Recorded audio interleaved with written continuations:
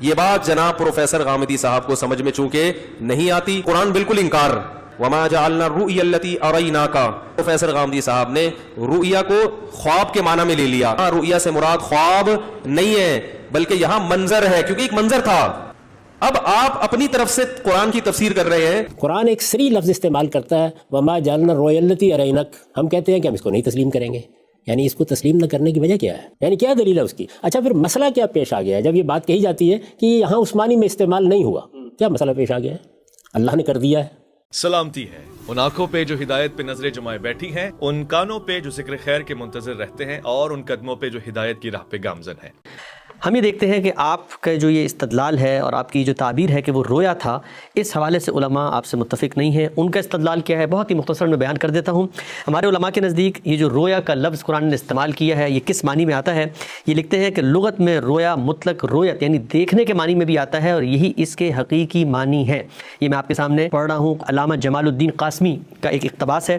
اس کے علاوہ ابن حجر لکھتے ہیں، وہ یہ کہتے ہیں کہ یہ جو لفظ ہے رویا، یہ آنکھ سے مشاہدے پر بھی بولا جاتا ہے جو کہ عالم بیداری میں کیا جائے۔ اور ابن حجر ہی نے پھر بہت معروف شاعر ہیں، اہل زبان ہیں، عرب ہیں، ان کا ایک شعر بھی نقل کیا اور لفظی طور پہ استشہاد کر کے یہ بتایا ہے کہ دیکھیے انہوں نے بھی رویا کا یہ لفظ عالم بیداری میں آنکھ سے دیکھنے کے معنی میں استعمال کیا ہے۔ متنبی کا بڑا مشہور شعر ہے، وہ رویا کا احلف العیون من الغمزی، یعنی تیرا دیکھا نہ دیکھنے سے آنکھوں کے لیے شیریں تر ہے، یعنی یہاں پر حصی طور پر آنکھوں سے دیکھنے کی بات کی جا رہی ہے۔ غامدی صاحب، رویا سے مراد کیا ہے؟ واقعہ جو بنی اسرائیل کی سورہ میں بیان ہوا، رسول اللہ صلی اللہ علیہ وسلم کو رویا میں ایک مشاہدہ کروایا گیا، یہ رویا تو ہمارے علماء کہتے ہیں کہ آنکھ سے دیکھنے کے معنی میں آتا ہے، آپ کس معنی میں لے رہے ہیں اسے؟ اس بات پر تو اتفاق ہو گیا نا کہ قرآن مجید نے اس کو رویا کہا ہے۔ جی یہ تو سب مانتے ہیں۔ آیت 60 میں لفظ رویا استعمال ہوا ہے، اسی واقعے کے لیے ہوا ہے، اس پر بھی اتفاق ہو گیا۔ اس کا حوالہ میں اس سے پہلے دے چکا ہوں، یعنی میں بتا چکا ہوں آپ کو کہ جتنے جلیل القدر مفسرین ہیں وہ سب کے سب یہ ماننے کے لیے مجبور ہیں کہ سورہ بنی اسرائیل کی ابتدا میں اسراء کا جو واقعہ بیان ہوا ہے، سورہ بنی اسرائیل کی آیت 60 میں اسی کو قرآن مجید نے خود رویا کہا ہے۔ بالکل، اس پر اتفاق ہو۔ جی اب یہ سوال ہے کہ رویا سے مراد کیا ہے؟ تو یہ کیا عربی زبان کا کوئی غریب لفظ ہے؟ کبھی عربی زبان میں پہلے استعمال نہیں ہوا تھا، کوئی نیا لفظ قرآن اٹھا کے لایا، اس نے استعمال کر دیا، ہمیں اس کی تحقیق کرنا پڑ گئی کہ اس کے معنی کیا ہے؟ یہ عربی زبان کا معروف ترین لفظ ہے، عربی زبان میں جگہ جگہ استعمال ہوتا ہے۔ مجھ سے آپ کہیں تو میں قرآن مجید میں بتاؤں اس کے استعمالات، میں آپ کو حدیث پہ اس کے استعمالات بتاؤں، میں آپ کو یہ بتاؤں کہ کلام عرب میں یہ کہاں کہاں استعمال ہوا ہے۔ آپ استقصاء کرتے چلے جائیے، آپ کو ایک مثال بھی نہیں ملے گی۔ یہ معروف لفظ ہے، اور قرآن کا دعویٰ یہ ہے کہ وہ بلسان عربی مبین ہے۔ یہ آخر ہمارے ساتھ مسئلہ کیا ہوتا ہے کہ قرآن ایک صریح لفظ استعمال کرتا ہے، انی متوفیق، اور ہم کہتے ہیں کہ ہم اس کو نہیں مانیں گے۔ قرآن ایک صریح لفظ استعمال کرتا ہے، وما جعلنا الرؤیا التي اریناک، ہم کہتے ہیں کہ ہم اس کو نہیں تسلیم کریں گے، یعنی اس کو تسلیم نہ کرنے کی وجہ کیا ہے؟ یہ ذرا دیکھیے، میں آپ کے سامنے رکھ دیتا ہوں کہ رویا کا لفظ قرآن مجید میں کہاں کہاں استعمال ہوا ہے، اس سے آپ خود اندازہ کر لیجئے۔ قرآن مجید کی سورہ یوسف میں آیت 43 ہے، یا ایھا الملأ افتونی فی رؤیا ان کنتم للرؤیا تعبرون۔ ایک ہی آیت میں 2 مرتبہ لفظ استعمال ہوا ہے، یہی لفظ رویا، یہی لفظ استعمال ہوا ہے، افتونی فی رؤیا ان کنتم للرؤیا تعبرون، یعنی بادشاہ سلامت فرما رہے ہیں۔ وہاں ایک بادشاہ کا قصہ ہے نا، جس نے خواب دیکھا تھا کہ میرے خواب کے معاملے میں مجھے بتاؤ اگر تم خواب کی تعبیر کر سکتے ہو۔ اچھا، آگے چلیے، سورہ اسراء کا حوالہ تو اس سے پہلے آ چکا۔ سورہ صافات میں سیدنا ابراہیم کے بارے میں ہے، قد صدقت الرؤیا انا کذالک نجزی المحسنین۔ ابراہیم تو نے تو خواب کو سچ کر دکھایا، ہم اچھی رائے اختیار کرنے والے، اچھا رویہ اختیار کرنے والوں کو ایسی ہی جزا دیا کرتے ہیں۔ آگے دیکھیے، سورہ فتح ہے، آیت 27، رسالت میں آپ صلی اللہ علیہ وسلم کا رویا نقل ہوا ہے، اور اس میں کیا الفاظ ہیں؟ لقد صدق اللہ رسولہ الرؤیا بالحق، اللہ نے اپنے پیغمبر کو سچا خواب دکھایا تھا، یہاں وہی لفظ استعمال ہوا۔ سورہ یوسف کی آیت 5، لا تقصص رؤیاک علی اخوتک فیکیدوا لک کیدا، سیدنا یعقوب کا جملہ ہے کہ یہ جو اپنا خواب ہے یہ اپنے بھائیوں کو نہ سنانا، وہ کہیں تمہارے خلاف کوئی تدبیر نہ کرے۔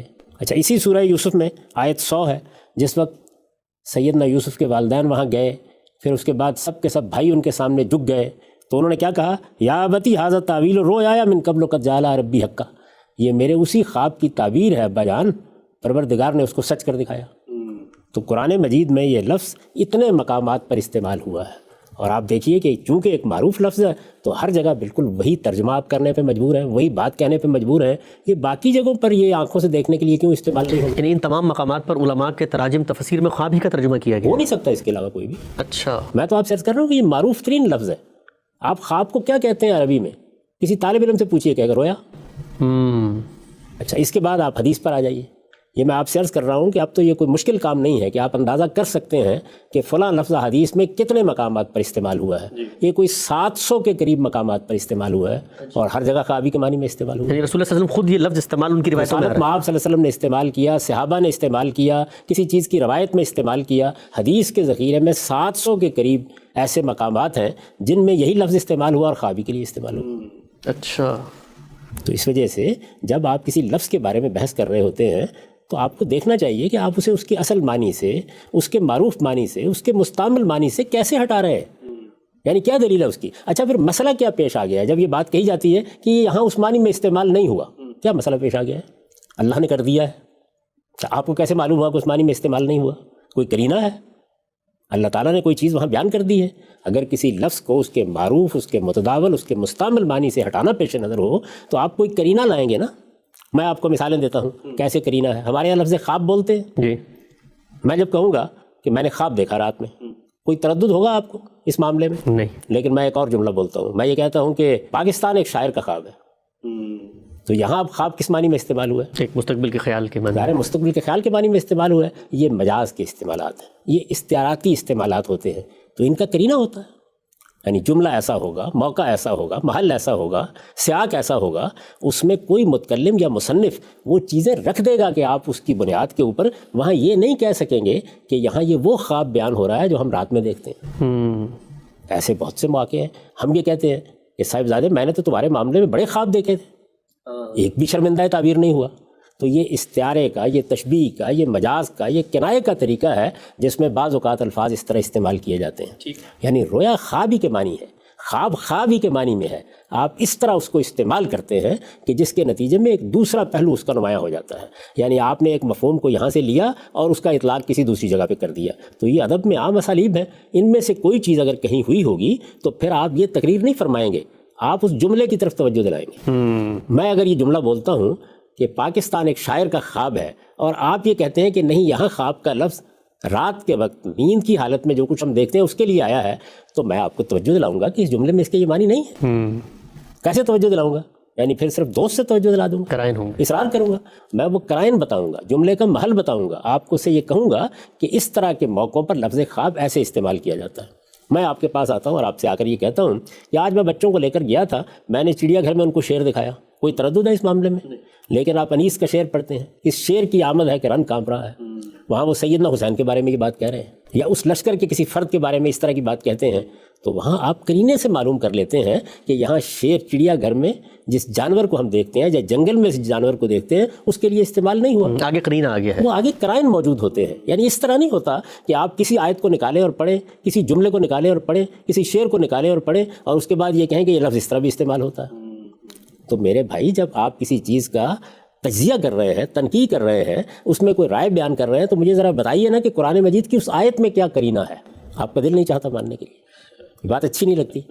اللہ نے کہا ہے کہ یہ رویا تھا. ٹھیک. اور ہمارا کام یہ ہے کہ اللہ تعالیٰ جب کسی چیز کے بارے میں یہ فرمائیں تو یہ بحث ہو سکتی ہے کہ وہاں پر یہ لفظ کس مفہوم میں آیا ہے.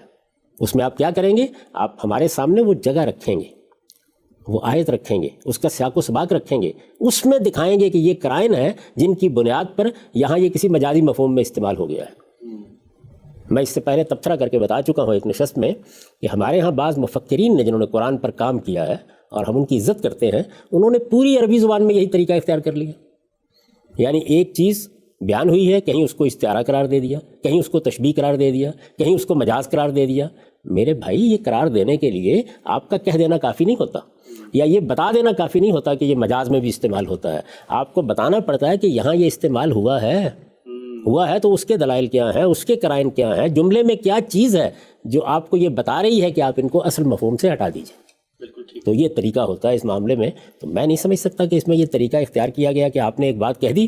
کیوں کہہ دی آپ نے یہ بات؟ عربی زبان کا پورا ذخیرہ ہمارے سامنے ہے، اس کی استعمالات ہمارے سامنے ہیں. جس وقت عام طریقے پر یہ لفظ استعمال کیا جائے گا تو اس کا مطلب ایک ہی ہوتا ہے، اس کے دو معنی نہیں ہوتے. اور میں اس سے پہلے آپ کی خدمت میں عرض کر چکا ہوں کہ قرآن مجید عربی مبین میں ہے، یہ کوئی چیستان نہیں ہے. اور عربی مبین کی تعبیر میں، تفسیر میں آپ کو صحیح رویہ اختیار کرنا چاہیے کہ آپ سب سے پہلے اللہ کی کتاب کو کھولیں گے. اللہ کی کتاب میں خارج سے کوئی چیز لے کر نہیں آئیں گے، پہلے ایک تصور قائم کر کے نہیں آئیں گے. یہ بالکل وہی صورتحال ہے کہ انی متوفیق میں وہ وہاں کیا کرینہ ہے کہ جس کی بنیاد پر آپ اس کو اصل معنی سے ہٹا رہے ہیں، یا اس کے مستعمل معنی. اصل معنی کوئی چیز نہیں ہوتے، اصل چیز مستعمل مفہوم، یعنی ایک لفظ کس مفہوم میں کس معنی میں استعمال ہوتا ہے، اس کے استعمال کو سامنے رکھ کر آپ بات کرتے ہیں. میں نے آپ کو اردو زبان میں لفظ خواب کے استعمال کی مثالیں دے دیں. وہاں وہ بیداری میں کسی چیز کے تصور کرنے کے مفہوم میں آ گیا ہے، لیکن کیا قرائن کے بغیر آ گیا ہے؟ کیا ایسے ہی آ گیا ہے؟ کیا آپ فرما دیں گے تو یہ مان لیا جائے گا؟ نہیں، وہ جملہ جب آپ بولیں گے تو یا شان کلام بتا رہی ہوگی یا کرینہ بتا رہا ہوگا کہ یہ اس مفہوم میں ہے. تو وہاں اس کا کوئی کرینہ ہو تو آج راہ کرم ان بزرگوں کے ہاں سے مجھے پڑھ کے سنا دیجیے کہ وہ کیا کرینہ ہے. ٹھیک. اچھا ہم سب یہ بتائیے کہ ابھی آپ نے قرآن مجید کی آیات پڑھی اور ہم نے بالکل یہی معاملہ آپ کی جانب سے دیکھا تھا. توفیٰ کی جب بحث ہوئی تھی اس میں بھی آپ نے قرآن کے مقامات بے تحاشا بتایا کہ وہاں پر یہ لفظ کس معنی میں آ رہا ہے، اور یہاں آپ نے پڑھا احادیث کا آپ نے ذکر کیا. ہمارے لیے قرآن مجید کے آ جانے کے بعد بالکل کافی ہے کہ ایک لفظ کیسے استعمال ہوا، لیکن بطور شاہد، بطور دلیل کے کہ قرآن کے جو اولین مخاطبین ہیں، صحابہ کرام ہیں، کیا وہ بھی رویا کے اس لفظ کو استعمال کر رہے ہیں اور خواب ہی کے معنی میں استعمال کر رہے ہیں؟ کیا کوئی 700 کے قریب روایات، بے شمار روایات نکالتے چلے جائیے اور پڑھتے چلے جائیے. جب واقعے کے طور پر بیان کیا جائے گا تو اس موقع پر اس کے ایک ہی معنی ہوں گے. یعنی آپ بیان کریں گے میں نے رویا دیکھا، آپ بیان کریں گے کہ مجھے رویا دکھایا گیا. اس طرح کے موقع پر اس کے وہی معنی ہوں گے. ہاں البتہ جیسے میں نے آپ کو مثال دی ہے، ایسے ہی کسی موقع پر کوئی شاعر، کوئی ادیب، کوئی ادبی زبان میں گفتگو کرنے والا بات کو اٹھائے گا اور کسی مجاز کی تعبیر کو اختیار کر لے گا. ٹھیک. تو مجاز کی تعبیریں جب اختیار کی جاتی ہیں تو وہ الٹپ نہیں اختیار کی جاتی. اگر آدمی میں ادب کا ذوق ہے تو وہ جانتا ہے کہ کیسے استعمال کیا جاتا ہے لفظ کو. تو آپ ساری کی ساری ان 700 روایات کو نکال لیجئے. اس زمانے میں کوئی مشکل کام نہیں ہے. طالب علم بھی ہم کو سن رہے ہیں، وہ بھی ذرا نکال لیں اور پھر تلاش کریں کہ کس جگہ پر رویا کسی دوسرے مفہوم میں استعمال ہوا. یعنی میں عرض کر رہا ہوں کہ نہیں ہوا، ایک جگہ بھی نہیں ہوا، لیکن اگر کہیں کوئی مثال ملے گی تو ہمیشہ آپ دیکھیں گے کہ اس میں وہ قرائن موجود ہوں گے، متکلم وہ قرائن پیدا کرے گا، وہ سیاق میں ہوں گے، وہ لفظ میں ہوں گے، وہ جملے کی تعریف میں ہوں گے، وہ شان کلام میں ہوں گے، اور آپ پکار اٹھیں گے اس کو پڑھتے ہوئے کہ یہاں یہ اس مفہوم میں نہیں ہے. ٹھیک ہے. ہم سب بہت ہی آپ نے خوبصورتی سے بات بیان کی. آگے بڑھتے ہیں. ابھی آپ نے ایک مثال دی کہ یہ جو مشہور شعر ہے کہ شیر کی آمد ہے کہ رن کانپ رہا ہے. اب یہاں شعر سے مراد ہم عام طور پہ تو شعر سمجھتے ہیں، لائن کو کہتے ہیں شعر ہے، لیکن وہ جو کلام کا آگے سباق ہے، سیاق ہے، اس میں خود واضح ہو جاتا ہے. آگے خود ہی شاعر نے بیان کر دیا کہ شمشیر بقف دیکھ کے حیدر کے پسر کو جبریل لرزتے ہیں سمیٹتے ہوئے، پر تو اب حیدر کے پسر ہیں، واقعہ کربلا ہے، سب زیر بحث ہے. زبان کا ماہر، زبان جاننے والا. آپ بہت اصرار کرتے ہیں اپنی گفتگو میں کہ آپ اہل عرب کا، قدماء کا لٹریچر پڑھیں، ان کی شاعری، اسے زبان کا اسلوب ذوق ڈیولپ ہوتا ہے. یہ ابن حجر علیہ رحمہ بڑے مشہور عالم ہیں، انہوں نے مثال دی ایک بڑے شاعر کی، ان کا نام ہے متنبی. آپ واقف ہیں یقینی طور پہ ان سے. تو یہ ایک شاعر جب یہاں پر یہ لفظ رویا استعمال کر رہا ہے اور یہ بیداری میں دیکھنے کے معنی میں کر رہا ہے، تو پھر اب ہم اس کو کیا کہیں گے؟ زبان عرب ہے، وہ ہم سے زیادہ بہتر جانتے ہیں. میں اس پر دو باتیں کہوں گا. ایک لفظ کو قرآن مجید نے استعمال کیا، اتنے مقامات پر استعمال کیا، اور اسی مفہوم میں استعمال کیا جو اس کا عام مفہوم ہے، مستعمل مفہوم ہے. 700 سے زیادہ میں نے آپ سے عرض کیا کہ روایتوں میں استعمال ہوا، وہاں بھی یہی ہے. عربی زبان کا کوئی لغت اس سے مختلف معنی ثبت نہیں کر رہا. آپ کوئی لغت اٹھا کے دیکھیں، پہلا جملہ آپ کو یہ ملے گا، رویا کا لفظ لکھا ہوگا، ما رأیتہ فی المنام، ما یرن نائم فی المنام، یہی الفاظ لکھے ہوں گے. یعنی جب آپ سوتے میں کوئی خواب دیکھتے ہیں تو اس کو عربی زبان میں رویا کہا جاتا ہے. یہ تعبیر ہر صاحب لغت آپ کے سامنے رکھ دے گا.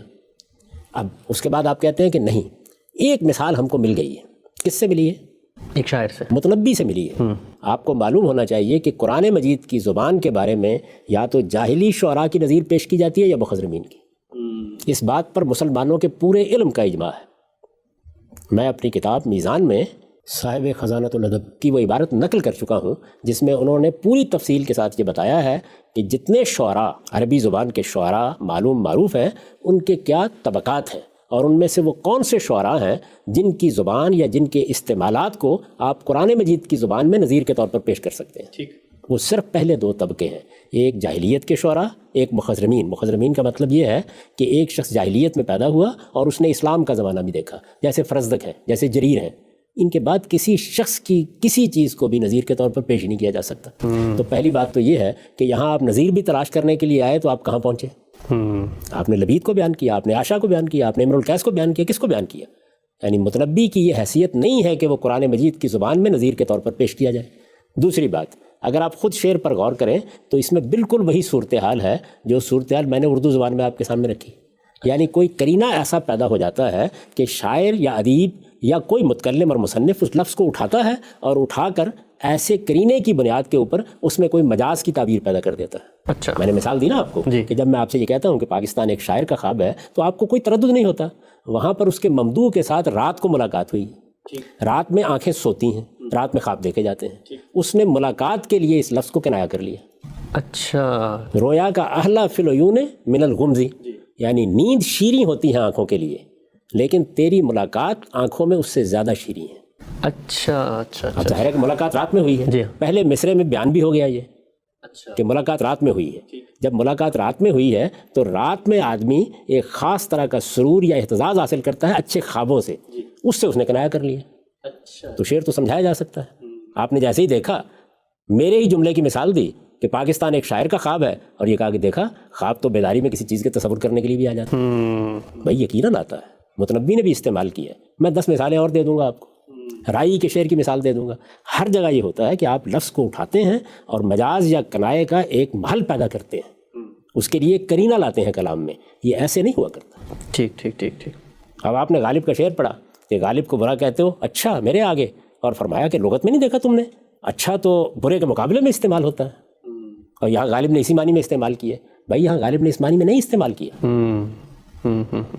تو اس وجہ سے جس وقت آپ کسی لفظ کے استعمال کی دلیل دے رہے ہوتے ہیں تو آپ کو بتانا چاہیے کہ وہ لفظ کہاں استعمال ہوا ہے، جملہ کیا ہے، تالیف کلام کیا ہے، سیاق کیا ہے، سباق کیا ہے، اس میں پیچھے کیا بات ہو رہی ہے، اس میں آپ کرینہ دکھاتے ہیں کہ یہاں لفظ اپنے مستعمل معنی میں نہیں رہا۔ ٹھیک ہو گیا صاحب، بہت تفصیل سے آپ نے بتایا کہ رویا کے لفظ کے معنی کیا ہیں، قرآن مجید میں یہ لفظ کہاں کہاں آیا ہے، احادیث میں اس کا اتنا کثرت کے ساتھ استعمال ہوا ہے، اور اس لفظ کو اگر اس کے اصل معروف معنی سے ہٹانا ہے تو کیا قرائن ہیں جو کلام میں پہلے ہوں گے اور تبھی ہم اس کا کوئی معنی لے سکتے ہیں۔ آگے بڑھتے ہیں، یہ میرے سامنے ایک مزید استدلال ہے، اور عام طور پہ جہاں پر سورہ بنی اسرائیل میں اس واقعے کی نوعیت پہ بحث کی گئی ہے، ہر جگہ پہ یہی وہ ایک بنیادی بات ہے جو بنائے استدلال کے طور پہ علماء نے اختیار کی ہے۔ حافظ ابن حجر نے بھی اس کا حوالہ دیا ہے، باقی لوگ بھی حوالہ دے رہے ہیں۔ وہ قول ہے، اثر ہے جناب ابن عباس رضی اللہ تعالیٰ عنہ کا۔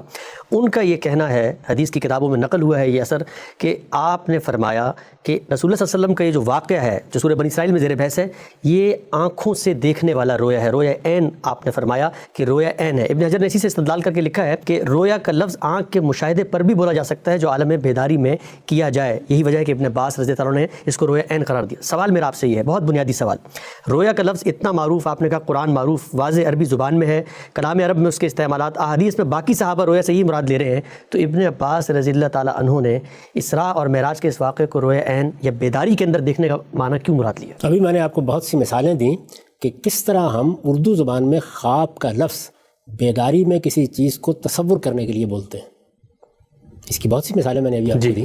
یہ بتایا کہ ہم جب یہ کہتے ہیں کہ پاکستان ایک شاعر کا خواب ہے، جب میں کہتا ہوں کہ صاحبزادے میں نے تو تمہارے بارے میں بہت سے خواب دیکھے تھے، وہ شرمندہ تعبیر نہ ہو سکے، تو یہاں میں بیداری میں دیکھنے ہی کے لیے استعمال کر رہا ہوں، بالکل، لیکن یہ تصور کی آنکھ سے دیکھنا ہے، اسی طرح ہے، ایسے ہی ہے۔ تو ہر زبان کے اندر اس طرح کے مجاز کے اسالیب ہوتے ہیں۔ اس سے پہلے ہم متنبی کے شعر پر گفتگو کر چکے، اس میں بھی بالکل یہی صورتحال ہے کہ ایک تصویر اس نے بنائی ہے ذہن میں، اور اس تصویر کے لحاظ سے لفظ رویا استعمال کر دیا ہے، رویا کا اہلا فی العیون من الغمزی۔ اسی طرح کی صورتحال رائی کے شعر میں ہے، فکبر للرویا وحش فؤادہ، وہاں بھی بالکل ایسا ہی ہے۔ آپ کے سامنے کوئی محبوب آتا ہے، کوئی ممدوح آتا ہے، کسی کو آپ دیکھتے ہیں، دیکھنے کی اس کیفیت میں تصور ایک طرح کا ذائچہ بناتا ہے، ایک تصور کے سامنے ایک چیز اس طرح آتی ہے جس طرح کہ آپ گویا خواب دیکھ رہے ہیں، تو اس کو کنایا کر کے شعراء بعض اوقات اس طریقے سے بیان کر دیتے ہیں۔ یہ بات واضح ہو گئی، بالکل واضح، اس کی مثالیں بھی اس سے پہلے آ گئیں۔ اس طرح کے موقعوں کے اوپر جب آپ یہ اسلوب اختیار کرتے ہیں تو ظاہر بات ہے کہ تصور کی آنکھ سے کسی چیز کو دیکھا جائے تو اس سے بہتر کوئی چیز نہیں ہو سکتی کہ اسے رویا قرار دے دیا جائے، بالکل ٹھیک ہے، یا اس کے لیے لفظ رویا استعمال کیا جائے۔ یہ عربی زبان میں بھی استعمال ہوا، ہم نے دیکھا، اردو زبان میں لفظ خواب اس طرح استعمال ہوتا ہے، اس کی مثالیں بھی آپ کے سامنے آ گئیں۔ یہ سب چیزیں نگاہ میں رکھیں۔ اب یہ دیکھیے کہ ابن عباس رضی اللہ عنہ کیا کہہ رہے ہیں۔ یہ حضرات جب دیکھتے ہیں کہ انہوں نے یہ فرمایا کہ رسالت میں آپ صلی اللہ علیہ وسلم کا یہ جو اسراء کا واقعہ ہے، یہ رویا عین اریہ رسول اللہ صلی اللہ علیہ وسلم، یہ آنکھ کا رویا تھا۔ جب یہ دیکھتے ہیں تو ان کا خیال ہوتا ہے کہ جو عمومی رائے بن گئی ہے کہ ایک جسمانی سفر تھا جو کرایا گیا، وہ یہ نہیں کہہ رہے، وہ یہ کہہ رہے ہیں کہ جس طریقے سے ہم بعض اوقات رات میں خواب دیکھتے ہیں، اللہ تعالیٰ اپنے پیغمبروں کے لیے بیداری میں بھی اسی طرح کی تصویر سامنے لے آتے ہیں۔ اچھا، میں اس کی مثالیں دیتا ہوں آپ کو۔ اس کی وہ مثال تو آپ کے علم میں ہے، اس سے پہلے بھی مجھے یاد پڑتا ہے کہ ہم اس کا تذکرہ کر چکے ہیں کہ رسالت میں آپ صلی اللہ علیہ وسلم نماز پڑھا رہے ہیں، نماز کی امامت کراتے ہوئے آپ نے اپنا ہاتھ آگے بڑھا دیا، جی، اور جنت کا گچھا یا تھوڑا سا اور آگے بڑھے بھی، جی، لوگوں نے پوچھا تو آپ نے فرمایا کہ میرے سامنے جنت لائی گئی۔ بالکل، اس کے لیے اورزا علیہ وغیرہ کی تعبیریں آتی ہیں حدیثوں میں، جی، کوئی چیز پیش کر دی گئی، کوئی سامنے لائی گئی، یہ بیداری میں ہوا ہے۔ اب آپ کیا کریں گے؟ اس کو بیان کرنے کے لیے اگر آپ رویا عین کا لفظ اختیار کریں یا رویا عین کی تعبیر اختیار کریں تو اس پر لفظی لحاظ سے اعتراض نہیں ہو سکتا۔ اچھا، یہاں آپ کر یہ رہے ہیں کہ ایک نئی صورتحال پیش آ گئی ہے، یعنی ہم یا ان آنکھوں سے چیزوں کو دیکھتے ہیں یا خواب میں چیزوں کو دیکھتے ہیں، جب تصور کے سامنے کوئی چیز لائی گئی یا تصور کی آنکھ سے ہم نے دیکھا یا ذہن میں کوئی تصویر بنائی تو اس طرح کے موقعوں پر آپ نے رویا کے لفظ کو وہاں سے اٹھایا اور اٹھا کر ایک دوسرے اسلوب میں استعمال کر لیا۔ اس میں جسمانی معراج کا واقعہ بیان نہیں ہو رہا۔ ابن عباس رضی اللہ عنہ بھی یہ نہیں کہہ رہے، وہ یہ کہہ رہے ہیں کہ رسالت میں آپ صلی اللہ علیہ وسلم کو یہ جو مشاہدہ کرایا گیا یہ بیداری کی آنکھ سے کرایا گیا۔ اچھا، میں دوسری مثال دوں آپ کو، خود ابن عباس رضی اللہ عنہ کی بہت سی روایتوں میں یہ بات بیان ہوئی ہے اور یہ بخاری میں بھی ہے، مسلم میں بھی ہے کہ رسالت میں آپ صلی اللہ علیہ وسلم نے جب اپنا یہ واقعہ بیان کیا، اسراء کا واقعہ، تو قریش نے اس پر سوالات شروع کر دی۔ ٹھیک، جب ایک مجلس میں بیان کرنا شروع کیا تو انہوں نے کہا کہ یہ کیا بات کر رہے ہیں؟ یہ کہتے ہیں کہ میں بیت المقدس کو دیکھ کے آ گیا ہوں، ہمارے یہاں بہت سے لوگ ہیں کہ جو بیت المقدس کو دیکھ چکے ہیں، اس کا سفر کر چکے ہیں، تو ذرا بتائیے وہاں کیا کیا ہے۔ تو رسالت میں آپ صلی اللہ علیہ وسلم نے اس کی صورتحال کو بیان کرنا شروع کیا، یعنی جیسے کہ رویا میں آپ نے دیکھا تھا، جب اس کو بیان کرنا شروع کیا تو خود روایت میں یہ الفاظ ہیں کہ رسالت میں آپ صلی اللہ علیہ وسلم سخت پریشانی میں مبتلا ہو گئے، اس لیے کہ بعض چیزیں ذہن سے نکل جاتی ہیں، یعنی یوں معلوم ہوا کہ جیسے ان سوالوں کا جواب آپ نہیں دے سکیں گے۔ تو اس وقت اللہ تعالیٰ نے کیا کیا؟ اس وقت اللہ تعالیٰ نے اس مسجد کی پوری تصویر لا کے آنکھوں کے سامنے کھڑی کر دی۔ یعنی جو معاملہ ان کے ساتھ پہلے ہوا تھا اسی کو دہرا دیا ایک طرح سے۔ وہ معاملہ ہوا رویا میں اور یہ معاملہ بیداری میں ہو رہا ہے۔ اچھا، خود رسالت میں آپ صلی اللہ علیہ وسلم کی نسبت سے یہ بیان کیا گیا ہے کہ یہ عقیل کے گھر کے قریب جیسے مسجد پڑی ہوئی ہے، یہ صورتحال تھی، اور میں اس کے ایک ایک ستون کو بیان کرتا چلا جا رہا تھا۔ اب یہ ہے رویا عین، اچھا، یعنی کوئی چیز آپ کو اس طریقے سے دکھا دی جائے۔ تو عبداللہ بن عباس رضی اللہ عنہ جلیل القدر صحابی ہیں، حبر الامہ ہیں، ہمارے دل میں ان کا بہت احترام ہے، وہ اصل میں یہ بات بیان کر رہے ہیں۔ جب وہ رویا عین کہتے ہیں تو وہ یہ کہتے ہیں کہ ان کے نزدیک، ان کی رائے میں یہ بیداری کا مشاہدہ تھا۔ اب آپ سوال کر سکتے ہیں کہ پھر اس طرح کیوں نہ مان لیا جائے؟ یعنی آپ دیکھیے تین صورتیں ہو گئی، جی، یہ کہ میں یہاں سے لاہور جسمانی طور پر لے جایا گیا ہوں، پہلی صورت، یہ کہ میں نے لاہور کا معاملہ رویا میں دیکھا ہے، دوسری صورت، اور تیسری صورت یہ کہ لاہور میرے سامنے لے آیا گیا اور میں اس کا مشاہدہ کر رہا ہوں اور بیداری کے عالم میں مشاہدہ کر رہا ہوں۔ ہمارے ہاں جو صوفیہ اپنے مشاہدات بیان کرتے ہیں وہ ایسے ہی ہوتے ہیں۔ اچھا، امام غزالی نے المنقذ من الضلال میں جو فرشتوں کی ملاقات کا ذکر کیا ہے، ظاہر ایسے ہی ہوئی ہے۔ تو بیداری میں بھی بعض اوقات اس طرح کے مشاہدات ہوتے ہیں جس طرح کے آپ کو خواب میں ہوتے ہیں۔ دونوں کے اندر چونکہ یہ قدر مشترک ہے کہ اس میں آپ کے سامنے تصویر بننا شروع ہو جاتی ہے، تو اس وجہ سے وہاں اگر ابن عباس رضی اللہ عنہ یہ کہتے ہیں کہ یہ رویا عین تھا تو رویا کے لفظ کی بنیاد پر ان کی رائے پہ تنقید نہیں کی جا سکتی، یہ اطلاق ہو سکتا ہے۔ لیکن ظاہر ہے کہ اب یہ سوال پیدا ہوگا کہ وہاں اس کا کیا کرینہ ہے؟ جی ہاں، یہ سوال قرآن مجید کی سورہ اسراء کی جو آیت 60 ہے، سورہ بنی اسرائیل کی آیت 60، اس میں کیا کرینہ ہے اس بات کا؟ اس لیے کہ وہ کرینہ پیدا ہونا چاہیے نا۔ جی، وما جعلنا الرؤیا التي اریناک الا فتنۃ للناس، یعنی آپ کسی لفظ کو تصور کے لیے استعمال کریں، آپ اس سے کنایا کریں، آپ مجاز کی کوئی تعبیر اختیار کریں۔ جس چیز کی طرف میں بار بار توجہ دلا رہا ہوں وہ یہ ہے کہ اس میں آپ کو کرینہ کلام کے اندر دکھانا ہوتا ہے۔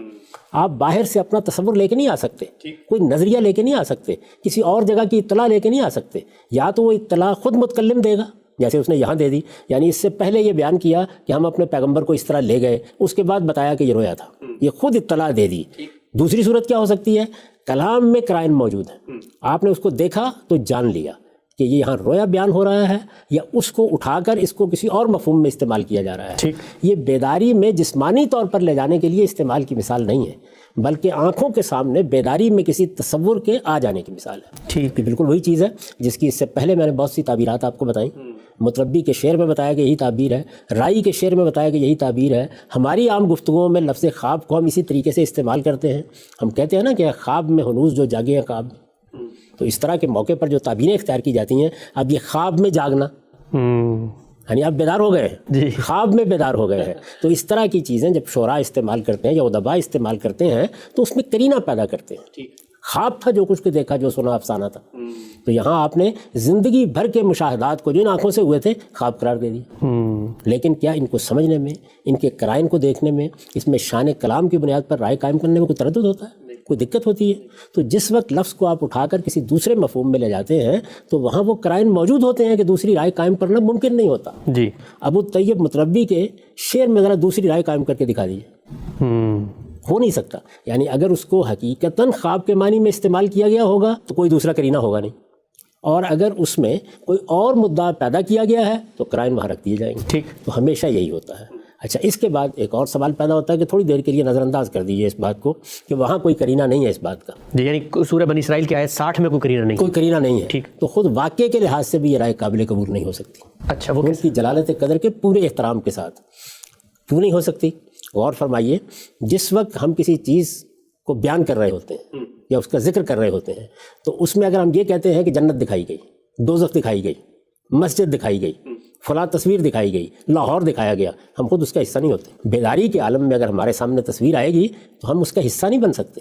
لیکن وہ رویا جو نیند کے عالم میں دیکھا جاتا ہے اس میں میں اپنے آپ کو دیکھتا ہوں کہ میں بیٹے کو ذبح کر رہا ہوں. میں اپنے آپ کو دیکھتا ہوں کہ میں حرم میں داخل ہو رہا ہوں. میں اپنے آپ کو دیکھتا ہوں کہ میں پشاور لے جایا جا رہا ہوں. اچھا، تو بیداری میں یہ نہیں ہو سکتا. قرآن مجید نے سورہ بنی اسرائیل کی پہلی آیت میں اس کو جس طریقے سے بیان کیا ہے ان الفاظ پر غور کیجئے، وہ تصویر نہیں ہے، وہاں لے جانے کا معاملہ بیان کیا جا رہا ہے. جب لے جانے کا معاملہ بیان کیا جا رہا ہے تو دو ہی امکانات رہ جاتے ہیں، تیسرا امکان ختم ہو جاتا ہے.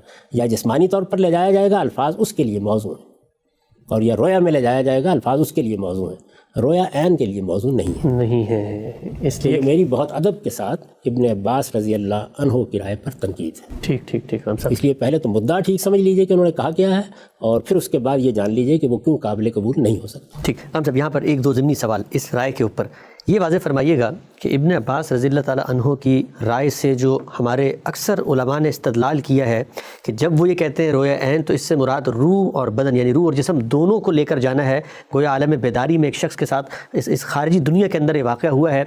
سوال میرا آپ سے یہ ہے کہ جتنے اثر نقل ہوئے ہیں ابن عباس رضی اللہ تعالیٰ نے کہیں اس کی صراحت کی ہے کہ وہ روح اور جسم، یا وہ علماء جو ان کی رائے سے استدلال اخذ کر رہے ہیں وہ بھی کہیں الفاظ میں بیان کر رہے ہیں، یا ان کے صرف رویا عین کی تعبیر بیان ہوئی؟ بالکل یہی تعبیر ہے، اس کے سوا کچھ نہیں ہے.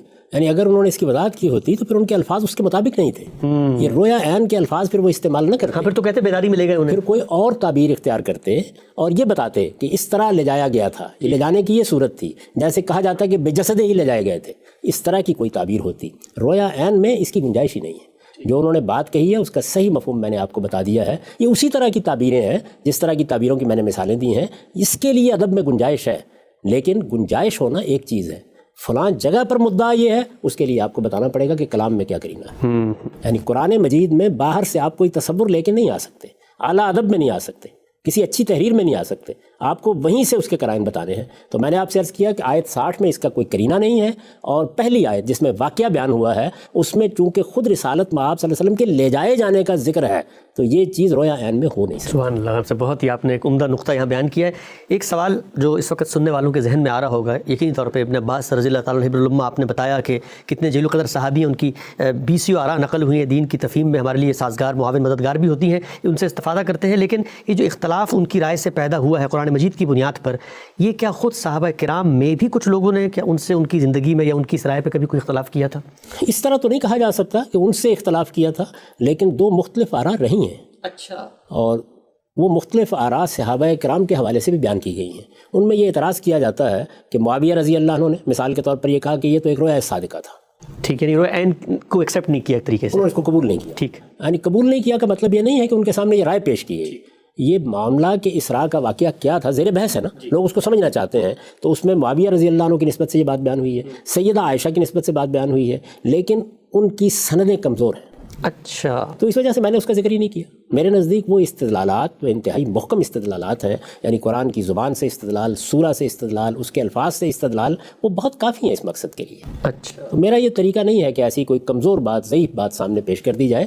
تاہم یہ چیزیں نقل ہوئی ہیں ہمارے یہاں. سیدہ عائشہ کا جملہ بھی نقل ہوا ہے جس میں بہت صراحت سے فرمایا انہوں نے کہ ما فقد جسد رسول اللہ صلی اللہ علیہ وسلم ولکن اسری بروحہ، اچھا اس نے ابھی روئی کے الفاظ یعنی یہ آپ نے بتایا کہ ایسا ہی ہے، لیکن ظاہر ہے کہ اس کی سند پر کلام کیا گیا ہے اور اس طریقے سے اس کی سند محکم نہیں ہے کہ ہم اس کو پیش کر سکیں، یعنی جواب میں پیش کر سکیں یا ان کی نسبت سے پیش کر سکیں۔ یہ جانتے ہیں آپ کہ میں اس معاملے میں محدثین کے نقطہ نظر کا قائل ہوں کہ جب آپ استشہاد کر رہے ہوں تو آپ کے ہاں وہ چیز سند کے لحاظ سے محکم ہونی چاہیے۔ تو میں نے اس کو پیش نہیں کیا، آپ نے سوال کیا تو میں نے اس کا ذکر کر دیا۔ ٹھیک ہم سب بہت ہی خوبصورتی سے آپ نے اس نقطے کو واضح کیا اور یہ پہلو بھی واضح کیا۔ میں چاہتا ہوں تھوڑی سی اس پہ مزید ہم بات کریں، کیونکہ جو ہمارے سننے والے لوگ ہیں عام طور پہ جب اختلافی مسائل میں آپ کو نقطہ نظر بیان کر رہے ہوتے ہیں کہ کسی ایک صحابی کی رائے اگر سامنے آ جاتی ہے تو اس رائے کو بہت احترام کے باوجود ہم نے باہر کیف قرآن مجید کی بارگاہ میں رکھنا ہے، اور قرآن مجید کی بارگاہ میں وہ لفظ ہی ہے کہ جس کا دامن پکڑ کے ہم نے کوئی فیصلہ کروانا ہے۔ اس پہ ذرا تھوڑی سی بات کیجیے گا کہ آپ کا جو رویہ ہے، آپ خود صحابہ کرام کی آراء پڑھتے ہوں گے، یقینی طور پہ ان سے استفادہ بھی کرتے ہوں گے،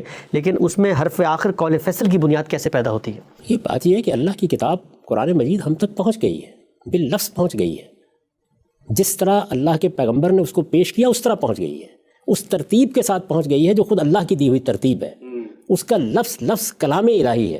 اس وجہ سے کوئی خارج کی چیز اس پر اثر انداز نہیں ہو سکتی۔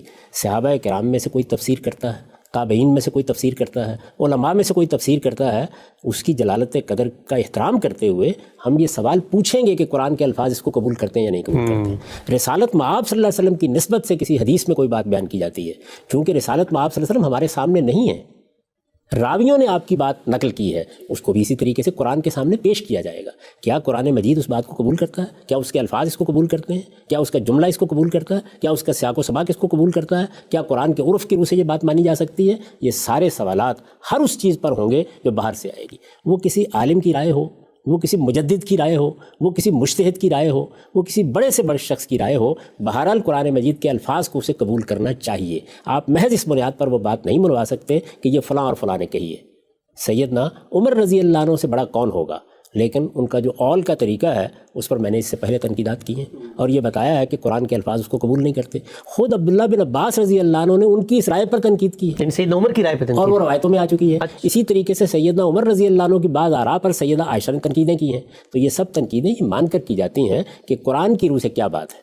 جو انہوں نے میت پر رونے کے معاملے میں روایت کی تھی، اس پر سیدہ نے روایت کے لحاظ سے بھی تنقید کی اور قرآن کی روشنی میں بھی تنقید کی۔ اچھا، اور یہ بتایا کہ قرآن تو کہتا ہے لا تزر وازرۃ وزر اخری، کوئی کسی دوسرے کا بوجھ نہیں اٹھا سکتا، تو یہ کیسے مانا جا سکتا ہے؟ اسی طرح جب ان کے سامنے بعض صحابہ کی یہ رائے آئی کہ اللہ تعالیٰ کو رسالت میں آپ صلی اللہ علیہ وسلم نے اسراء کی رات دیکھا تھا، تو انہوں نے یہ کہا کہ لا تدرکہ الابصار، تو قرآن کی روشنی میں تنقیدیں کی جائیں گی، بات کا تجزیہ کیا جائے گا، اس کی تنقید کی جائے گی، لیکن ان کے پورے ادب کا لحاظ کرتے ہوئے۔ ٹھیک ہم سب آگے بڑھتے ہیں۔ یہ جو نقطہ بیان کیا آپ نے کہ یہ جو بنیادی سوال تھا آج کی نشست میں جس پر آغاز کیا میں نے، کہ یہ مشاہدہ جو سورہ بنی اسرائیل میں پہلا مشاہدہ نقل ہوا ہے، اس کی نوعیت کیا تھی؟ آپ نے بتایا کہ آیت 60 نے خود واضح کر دیا ہے کہ رویا تھی۔ اب جب رویا کا لفظ ہم سنتے ہیں، ظاہری بات ہے ہم تو جو مفہوم تصور ہمارے سامنے موجود ہے اسی سے اس کو ملاتے ہیں۔ ہمارے ہاں رویا خواب کو کہا جاتا ہے، خواب میں بھی دیکھتا ہوں، آپ بھی دیکھتے ہیں۔ سوال میرا آپ سے یہ ہے کہ پیغمبر کو رویا دکھایا گیا، نوعیت کیا ہے؟ جو نیند کی حالت میں انسان کے دماغ میں آنے والے احوال ہوتے ہیں اس کو خواب سے ہم تعبیر کرتے ہیں، ہمارے خواب میں اور پیغمبر کے خواب میں کیا کوئی جوہری لحاظ سے کوئی فرق ہوتا ہے؟ زمین و آسمان کا فرق ہوتا ہے۔ دیکھیے، میں نے بالکل ابتدا میں جب آپ نے پوچھا تھا کہ رویا تو اچھا یہ خواب ہے، تو میں نے عرض کیا تھا اس پر بعد میں بات کریں۔ جی، اس کے ساتھ میں نے یہ بات بھی واضح کی تھی کہ یہ بات تو سب مانتے ہیں کہ سورہ اسراء کی آیت 60 میں اسی واقعے کو رویا کہا گیا، جو پہلی آیت میں بیان ہوا ہے، لیکن اس کی جو توضیح کی ہے استاد امام امین حسن اصلاحی نے، میں حرف بحرف اس سے اتفاق رکھتا ہوں۔ اچھا، میرے نزدیک وہی صحیح توضیح ہے، اور لفظ کو سامنے رکھ کر، آیت کو سامنے رکھ کر، رسالت مآب صلی اللہ علیہ وسلم نے جو کچھ ہمیں دیا ہے اس میں ظاہر ہے کہ دوسرے بعض رویا بھی بیان ہوئے ہیں، ان سب کو سامنے رکھ کر انہوں نے اس کی بہت عمدہ توضیح کر دی ہے۔ میں نے اسی کا خلاصہ کیا اپنی تفسیر میں۔ میں نے یہ کیا تھا کہ میری اور ان کی رائے میں کوئی فرق نہیں ہے، میں اسی کو درست سمجھتا ہوں اور اسی کو پیش کر رہا ہوں، تو میں آپ کے سامنے اس کی تفصیل رکھ دیتا ہوں تدبر قرآن سے، اس سے یہ واضح ہو جائے گا، اس میں مجھے اپنی طرف سے کچھ کہنے کی ضرورت نہیں ہے۔ یہ یاد ہوگا کہ اس سے پہلے میں ایک جملہ ان کا پڑھ کے آپ کو سنا چکا ہوں۔ جی، انہوں نے عنوان قائم کیا ہے نبی کی رویا صادقہ، یعنی نبی کو جو رویا دکھایا جاتا ہے اور سچا رویا دکھایا جاتا ہے اس کی کیا نوعیت ہوتی ہے۔ تو دیکھیے وہ کیا کہتے ہیں۔ رہا یہ سوال کہ یہ جو کچھ آپ کو دکھایا گیا رویا میں دکھایا گیا یا بیداری میں، یعنی پہلا سوال انہوں نے یہ کیا، تو اس سوال کا جواب اسی سورہ میں آگے قرآن نے خود دے دیا ہے۔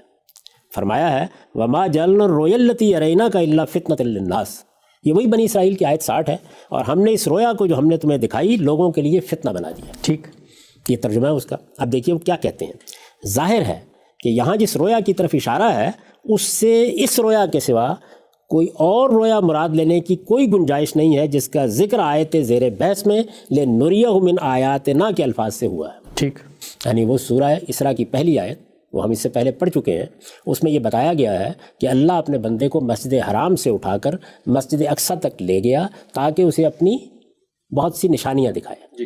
یہ وہاں تعبیر اختیار کی گئی ہے. اسی کو وہ حوالہ دے کر یہ بیان کر رہے ہیں کہ یہ جو ارات ہے، یہ جو دکھایا گیا، یہ جو لے جایا گیا، یہ در حقیقت رویا تھا. ٹھیک. ظاہر ہے کہ یہاں جس رویا کی طرف اشارہ ہے اس سے اس رویا کے سوا کوئی اور رویا مراد لینے کی کوئی گنجائش نہیں ہے جس کا ذکر آیت زیر بحث میں لنریہ من آیاتنا کے الفاظ سے ہوا ہے. یہی وہ بات ہے جو میں نے بڑی وضاحت سے بیان کی ہے کہ سب لوگ اس کو ماننے پر مجبور ہیں، اس لیے کہ عربیت کی روح سے کوئی اور رائے یہاں مراد لی نہیں جا سکتی. لفظ ارات قرآن میں متعدد مقامات میں رویا میں دکھانے کے لیے آیا بھی ہے، اور مفسرین نے اسے یہی رویا مراد بھی لی ہے. یہ وہی بات ہے جس کا میں اس سے پہلے خلاصہ کر چکا ہوں. اس وجہ سے اس کا رویا ہونا تو اپنی جگہ پر واضح بھی ہے اور مسلم بھی. جی. ابن کثیر کا آپ نے حوالہ بھی دیا تھا. ابن کثیر کا حوالہ بھی دیا تھا. تو اسی کا انہوں نے خلاصہ کر کے یہ بتایا ہے کہ یہ بات تو بالکل واضح ہے کہ یہ رویا تھا، اور یہ بات مانی ہوئی بھی ہے، مسلم بھی ہے. لیکن یہ بات یاد رکھنی چاہیے کہ رویا کو خواب کے معنی میں لینا کسی طرح صحیح نہیں ہے. یعنی وہ خواب جو میں آپ دیکھتے ہیں، اوپر بتا چکے ہیں کہ یہ رویا تھا، بیداری کا واقعہ نہیں ہے. یہ اوپر بتا چکے ہیں، اس جملے سے کوئی غلط فہمی نہ ہو. یعنی وہ یہاں یہ بتا رہے ہیں کہ اس کو آپ خواب کا لفظ بولتے ہیں تو جو تصور آپ کے ذہن میں آتا ہے اس کے ہم معنی نہ سمجھیے. خواب تو خواب پریشان بھی ہوتے ہیں. یعنی جو خواب میں دیکھتا ہوں، آپ دیکھتے ہیں، خواب تو خواب پریشان بھی ہوتے ہیں. لیکن حضرات انبیاء علیہم السلام کو جو رویا دکھائی جاتی ہے وہ رویا صادقہ ہوتی ہے. اچھا. اس کے متعدد امتیازی پہلو ہیں جو ذہن میں رکھنے کے ہیں. اس کے بعد انہوں نے وہ امتیازی پہلو بیان کیے ہیں. یہی سوال ہے آپ کا. جی. تو میں نے عرض کیا تھا کہ استاد امام نے اس کو نہایت وضاحت سے بیان کر دیا ہے، اور میں اسی کو ہر بر درست سمجھتا ہوں. تو سن لیجئے. پہلی چیز تو یہ ہے کہ رویا صادقہ وحی الہی کے ذرائع میں سے ایک ذریعہ ہے. یعنی جس طرح ہر کان میں آواز آتی ہے تو وہ اللہ تعالیٰ کی طرف سے نہیں ہو جاتی. غالب بھی یہ کہہ دیتا ہے کہ آتے ہیں غیب سے یہ مضامین خیال میں، یا حاطف نے یہ بات کہی ہے، تو یہ غالب کا تجربہ ہے. لیکن جب پیغمبر کو وحی آتی ہے تو اس میں کوئی ابہام نہیں ہوتا. ٹھیک. اس میں کوئی تردد نہیں ہوتا. وہ ایک واقعہ ہوتا ہے. اللہ تعالیٰ کی طرف سے باقاعدہ رابطہ کر کے اللہ تعالیٰ اپنے پیغمبر تک کوئی بات پہنچاتے ہیں. تو وہ پہلی بات یہ کہتے ہیں کہ انبیاء کے رویا یہ وحی الہی کے ذرائع میں سے ایک ذریعہ ہے. اللہ تعالیٰ اپنے نبیوں اور رسولوں پر جس طرح فرشتے کے ذریعے سے کلام کی صورت میں اپنی وحی نازل فرماتا ہے، اسی طرح کبھی رویا کی صورت میں بھی ان کی رہنمائی فرماتا ہے. یہ پہلی چیز کہ آپ اس کو اس طرح نہ سمجھیں کہ سوئے تو ایک خواب آ گیا، اب بیت المقدس چلے گیا، فلاں جگہ چلے گئے. یہ رویا اللہ کا دکھایا ہوا رویا ہے. اس کی نوعیت بالکل وہی ہے جو وحی الہی کی ہے. جیسے وہ ایک قطعی چیز ہوتی ہے، یہ بھی ایک قطعی چیز ہوتی ہے.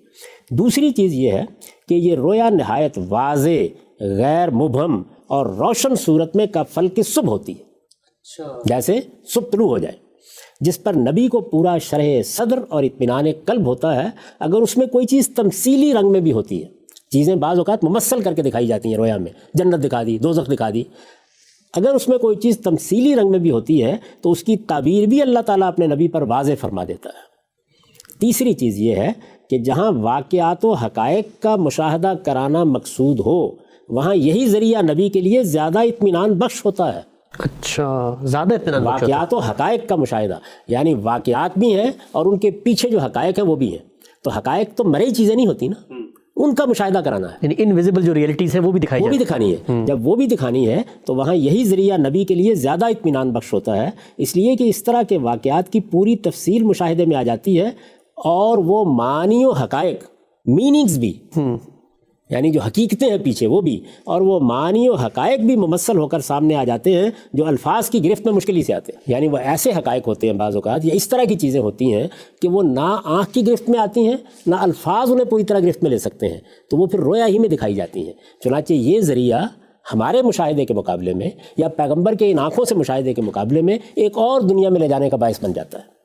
چوتھی چیز یہ ہے کہ رویا کا مشاہدہ چشم سر کے مشاہدے سے زیادہ قطعی، زیادہ وسیع اور اس سے 1000 درجہ عمیق اور دور رس ہوتا ہے. اچھا.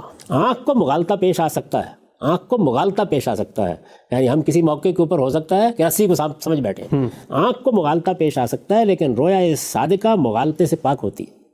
آنکھ ایک محدود دائرے ہی میں دیکھ سکتی ہے، لیکن رویا بیک وقت نہایت وسیع دائرے پر محیط ہو جاتی ہے، یعنی ایک ہی وقت میں آپ کو آسمان، زمین، فلاں اور فلاں ہر جگہ دکھائی جا سکتی ہے۔ آنکھ حقائق کو معنی کے مشاہدے سے قاصر ہے، وہی بات جو پہلے بیان ہوئی کہ حقائق تو آپ نہیں دیکھ سکتے نا، آنکھ حقائق و معنی کے مشاہدے سے قاصر ہے، اس کی رسائی مریات ہی تک محدود ہے، یعنی وہ ویزیبل چیزوں ہی تک پہنچ سکتی ہے، لیکن رویا معنی و حقائق اور انوار و تجلیات کو بھی اپنی گرفت میں لے لیتی ہے۔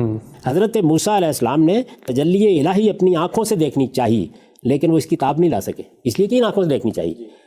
برعکس اس کے ہمارے نبی کریم صلی اللہ علیہ وسلم کو شب معراج میں جو مشاہدے کرائے گئے وہ سب آپ صلی اللہ علیہ وسلم نے کیے، اور کہیں بھی آپ کی نگاہیں خیرہ نہیں ہوئی، اس لیے کہ وہ رویا کی آنکھ تھی جس سے یہ مشاہدات کرائے گئے۔ تو میرے نزدیک یہی صحیح تعبیر ہے، استاذ امام نے اس کو پوری طرح واضح کر دیا ہے۔ قرآن مجید کے الفاظ کیا ہیں؟ وما جعلنا الرؤیا التي اريناك الا فتنة للناس، اس لیے یہ رویا ہے، الفاظ کے سامنے سرنگوں ہو کر مانیے کہ یہ رویا ہے، اس کی کوئی تعویل کرنے کی جسارت نہیں کرنی چاہیے، الفاظ میں کوئی گنجائش نہیں ہے کہ آپ کوئی اور مفہوم اس سے مراد لیں، لیکن رویا ہوتا کیا ہے اس کی وضاحت کر دی گئی۔ ٹھیک ہم سب بہت ہی آپ نے خوبصورت اقتباس جو ہے وہ پیش کیا۔ مولانا امین حسن اصلاحی صاحب کا کوئی بات آپ مزید کہنا چاہیں گے اس موقع پہ؟ میں ایک آخری پہلو آپ کے اس اقتباس سننے کے بعد جو ذہن میں ایک دم سے آیا وہ یہ کہ جس خوبصورتی سے مولانا نے یہ فرق واضح کیا ہے، اس سے تو یہ لگتا ہے کہ جو لوگ ایک چیز کو عجوبہ بنا کر یا جسمانی طور پہ رسول اللہ کو یہاں سے پرواز کر کے وہاں لے جا کر جو بات کہنا چاہ رہے ہیں کہ اللہ تعالیٰ کی غیر معمولی قدرت کا اظہار ہوا ہے اور دنیا کو ایک میسیج دیا گیا ہے، اگر ہم قرآن کی اس تعبیر پہ رہتے ہیں یہ رویا ہے، تب بھی تو اللہ میاں کا اتنا بڑا یہ معجزہ ہے کہ پیغمبر کو ان حقائق اور معنی کے بارے میں خواب کے اندر وہ پیغام پہنچا دیتے ہیں۔ یعنی رویا میں، نیند کی حالت میں ایسے مشاہدات کرا دیے گئے کہ جن مشاہدات کو آپ ویسے گرفت ہی میں نہیں لے سکتے، چشم زدن میں وہ ساری چیزیں آپ کے سامنے آ گئیں۔ تو یہ چیز ہے جس کو استاذ امام نے واضح کیا ہے، اور تدبر قرآن میں اس کی تفصیل لکھی ہے۔ میں پھر عرض کر دوں کہ میں بار بار توجہ دلا رہا ہوں، میں اس معاملے میں متفرد نہیں ہوں، میرے نزدیک اس کو رویا قرار دینا یہ سلف خلف کے جلیل القدر مفسرین سب کے سب یہی کہتے ہیں، سب کی یہی رائے ہے، اور اس کی توضیح جو استاذ امام نے کی ہے میں اس کو ہر بار درست سمجھتا ہوں۔ ہم سب بہت شکریہ، یہاں پر ہمارا وقت ختم ہوتا ہے۔